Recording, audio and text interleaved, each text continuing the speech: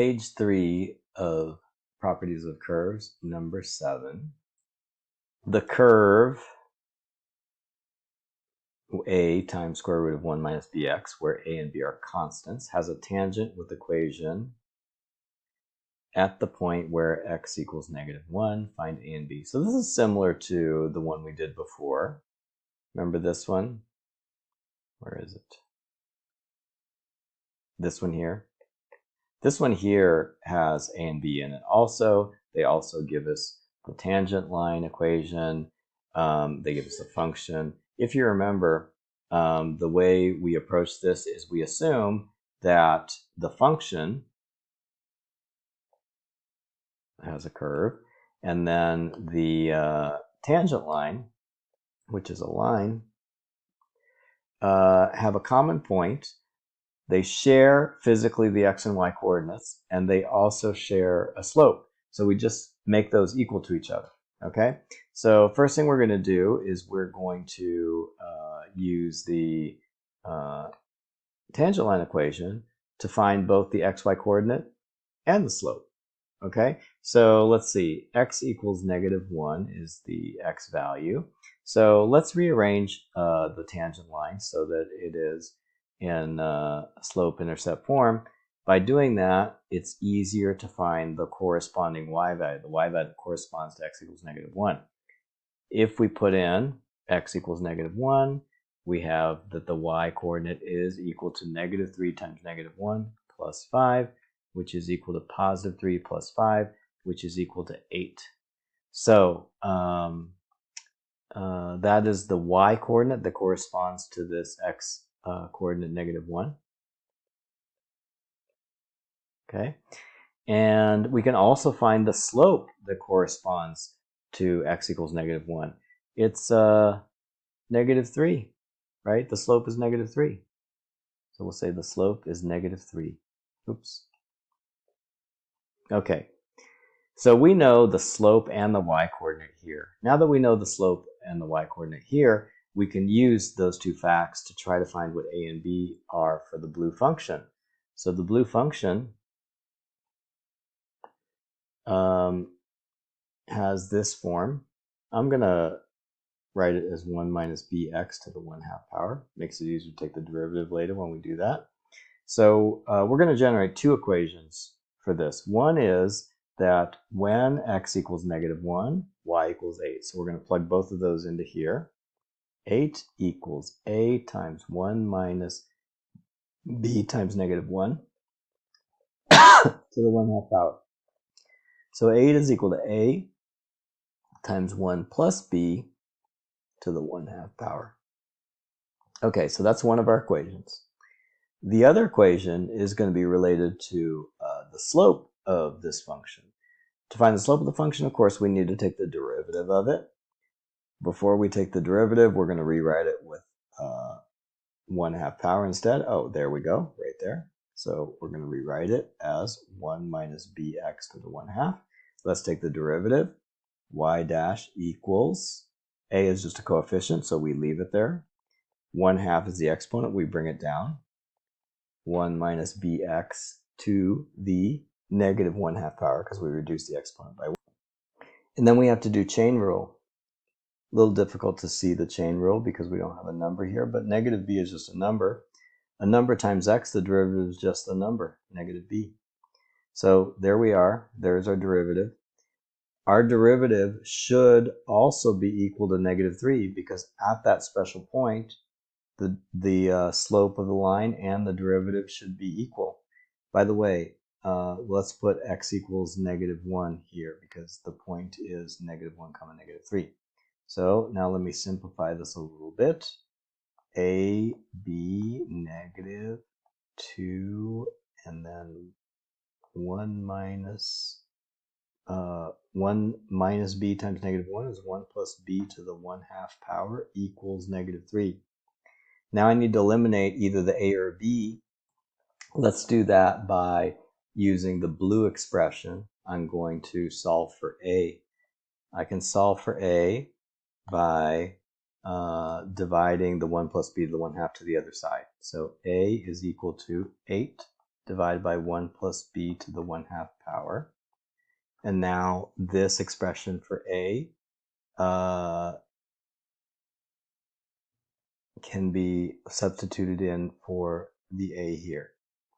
And that would give you negative 8 over 1 plus b to the 1/2 times, oh, the negative came from the original expression, so I'll leave it in red, b, and then 1 plus b to the 1/2, and there's a 2 here also. Okay, and then that's equal to negative 3. So let's simplify this a little bit. If we have 1 plus b to the 1/2 times 1 plus b to the 1/2, that would multiply together and we give you 1 plus b to the 1, which is just 1 plus b.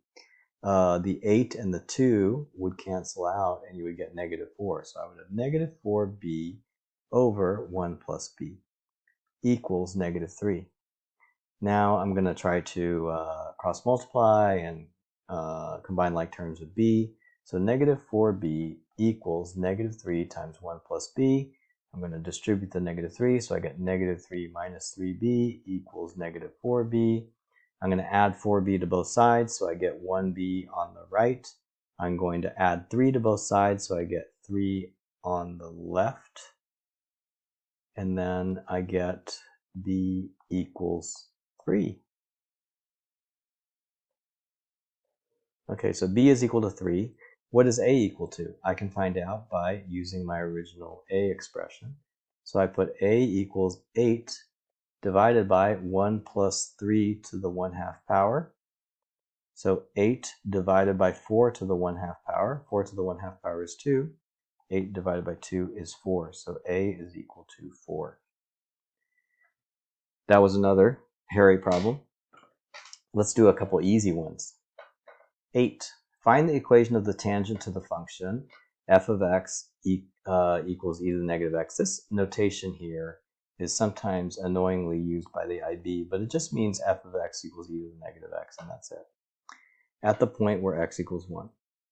So we're looking for the equation of the tangent line. So of course we're going to write y minus y1 equals m times x minus x1, the point slope form. We're looking for x1, y1, and m. Our x1 is given to us, it's 1. Our y1 can easily be found by substituting the 1 into the function f of x. If we put in x equals 1 here, we get e to the negative 1, which is also equal to 1 over e. I can put that in for y1. Finally, our slope. How do we find the slope? We take the derivative. The derivative of f is f dash of x. E to the negative x, we just copy it down because the derivative of the exponential is the same thing again, but we do need to do a chain rule. The derivative of negative x is negative 1, so it's equal to negative e to the negative x. That is our derivative. We do need to plug in our x value in order to get the actual derivative value, so we're going to plug in x equals positive 1, and that gives us negative e to the negative 1 as our slope, which is equal to negative 1 over e. Negative 1 over e. So I'm going to put that in for the m value. And so our expression is y minus 1 over e equals negative 1 over e, quantity x minus 1. Okay, so there is our tangent line equation. All right. C, the normal to y equals natural log of square root of x at the point where y equals negative 1. This is kind of a weird one, isn't it? Because instead of giving us x1, they give us y1 instead. So we're going to write down our slope, point slope form again. This time what we know is that our y1 is equal to negative 1. Okay. Now how would we find the x in that case? Well, we're just going to do the opposite of what we usually do. We put the negative 1 here, and then maybe we'll be able to find the x. So we'll say negative 1 equals natural log of square root of x. And this x is going to be x subscript 1 if we can find it. How do we undo natural log? We do e to the something. So e to the negative 1 equals e to the natural log of square root of x. Or we could do snail rule. e to the natural log cancels out, so e to the negative 1 is equal to square root of x. So x is equal to, square both sides, e to the negative 2.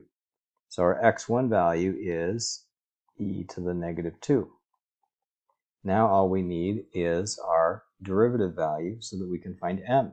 So what is the derivative of this function?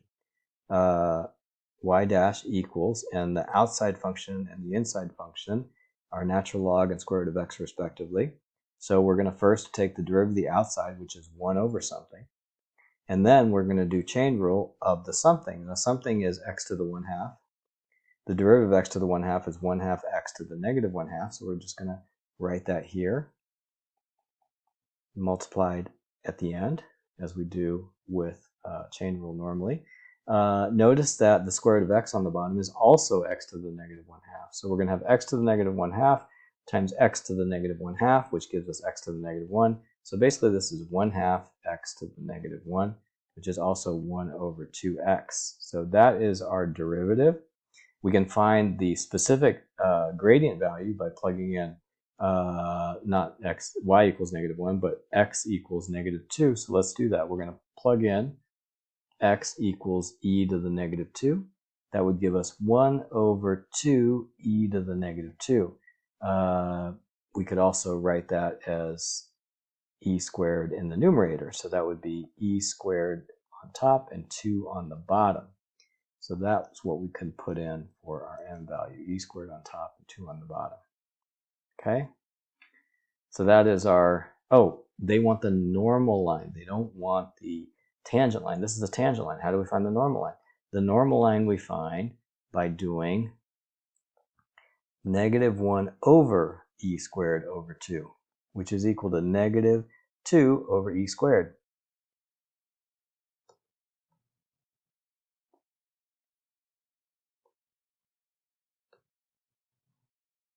Negative 2 over e squared. Okay, you could simplify that. I'm sure some of these e's would combine or cancel. All right. Move on to number 9. Okay. Show that the curve with this equation does not have any horizontal tangents. Horizontal tangents. So that would mean that if you have a curve and it goes up and down, it's saying there are no tangent lines that are exactly flat, meaning there's no places where the derivative is 0. So we're just going to need to find the derivative of this function, and then we're just going to say, okay, let's show that it's never equal to 0. All right, let's see how we're going to, we don't know how we're going to do that yet. We need to find the derivative first. So in this case, looks like we have a quotient. The top is u, the bottom is v. So u is equal to cosine x, v is equal to 1 plus sine x, u dash is equal to negative sine x, v dash is equal to cosine of x. We're going to use quotient rule, which is vu dash minus uv dash divided by v squared. So on the bottom, I'm going to have v squared, which is 1 plus sine x squared. On the top, I'm going to have 1 plus sine x times u dash, which is negative sine x, minus, I'm going to have v dash, which is cosine x, times u, which is cosine x also. So I'm going to simplify that a little bit. I have negative sine x minus sine squared x minus cosine squared x over, I'm just going to leave the denominator like this for now. Okay. Whoa, look at this. Does this remind you of anything? Doesn't that remind you of sine squared plus cosine squared, except it's negative? So it's actually equal to a negative sine squared x plus cosine squared x. Remember, the inside of this is 1, Pythagorean's identity. So actually this is equal to negative 1. So on the top we have negative 1 minus sine x. On the bottom we have 1 plus sine x times 1 plus sine x. isn't the top equal to -1 plus sine x? Ah, okay, so that means I can kind of cancel these out. I'm just going to cancel it out with highlighter. And then we have -1 on top and 1 plus sine x on bottom. Okay, now, does this ever equal 0? For this to equal 0, since the numerator is a constant, the denominator would have to be very big. In fact, it would have to be infinity. And it's never going to be infinity because sine x is only going to be between -1 and 1. Now this whole thing, when sine x is -1, the denominator becomes 0 instead of infinity, which is not going to make the thing 0 at all. It'll be the opposite. It'll be negative infinity, right? So no, this thing can never be 0. Principally because, the bottom is limited to being something between 0 and 1, 0 and 2, sorry, because sine x can vary from -1 to 1. And the top is a constant, so it can never be 0. Okay? So that's why there are no horizontal tangents to this function. Let's see. 10. Last one. Find the equation of the tangent to y equals sine x at the origin. Actually, there's two here. There's an a and a c. Find the equation of the tangent to y equals sine x at the origin. Okay, so we're going to use, of course, point slope form. And the origin has an x and y coordinate of 0, so that makes x1 and y1 very easy. All we need to do now is to find the m value, the slope. The derivative of sine x is cosine x, right? And then we want to know the derivative when x equals 0. So that would be cosine 0, which is equal to 1, right? So y minus 0 equals 1 times x minus 0. So, okay, the tangent line is just a line that goes through the origin, which has a slope of 1. And we've actually talked about this before. That's what's so nice about radians. Because the x-axis is in radians, the derivative at the origin for sine x is a perfectly diagonal line, 45 degrees. Okay, C. Let's find the equation of the normal line to y equals cosine x at this point, x equals pi over 6. So again, we're going to use point slope form. And we know that x1 is pi over 6. What is our y1 value? Our y1 value we can find by plugging in pi over 6 into cosine x. What's cosine of pi over 6? That's cosine of 30 degrees, so it'd be square root of 3 over 2 from your unit circle values. Okay, y minus square root of 3 over 2 equals m times x minus pi over 6. What is our m value? Our m value can be found by taking -1 over the derivative value at pi over 6. -1 over the derivative value. So let's find the derivative value. The derivative itself is y dash equals negative sine x, right? And then we just need to put in x equals pi over 6, and we'll get negative sine over pi over 6, which is equal to negative sine of 30 degrees. Sine of 30 degrees is 1/2. So it'd be -1/2.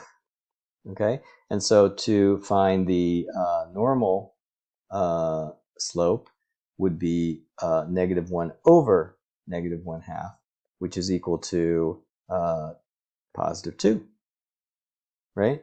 Okay, -1 divided by -1 over 2 is +2. So I'm going to put +2 in for the slope, and then I'm going to fill in pi over 6 for x1, and then I'm going to fill in square root of 3 over 2 for y1. And that is our normal line equation. And we're done.